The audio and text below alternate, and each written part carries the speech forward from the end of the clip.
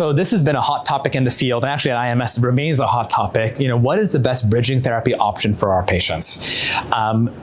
We used to believe that bigger is better. And actually, I led one of the first analyses of the UCSF. I'm senior author on it, where we looked at this question with regard to alkylators. We used to say that, look, this patient has aggressive disease biology, high relapse, visceral extramedullary disease, etc. Let's fight fire with fire, right? The myeloma is aggressive. Let's fire their heaviest multi-agent chemotherapy at them to bring everything down and get them to CAR T therapy.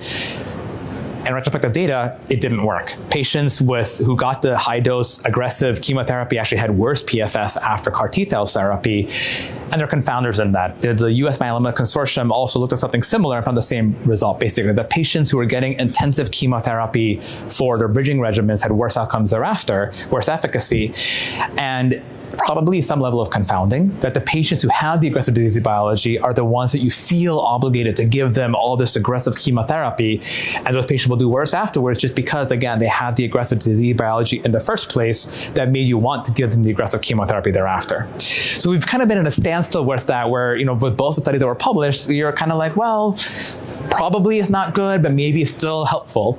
And so Dr. Franking and colleagues was a German analysis. I wrote a commentary for it, published earlier this year in Blood Advances, looked at the same question in their cohort, and again found that patients, they did it by just number of chemotherapy drugs in the regimen, and they found that the more alkylators there were, more alkylated chemotherapy drugs there were in the regimen, the worse patients did in terms of progression-free survival after CAR T. So they found the same conclusion, but what I really like about their paper is they took a deep dive into toxicities as well. And they found very clearly that those patients, the more chemotherapy that you got during bridging, the more ICAT, the more hematotoxicity, the more long-lasting your cytopenias were, and the higher your infection density is. Not just the number of infections, not just yes or no infections, but infection density. Number of infections per month was much higher in the patients who'd gotten 1, 2, or 3 chemotherapy drugs as opposed to 0 chemotherapy drugs as part of bridging.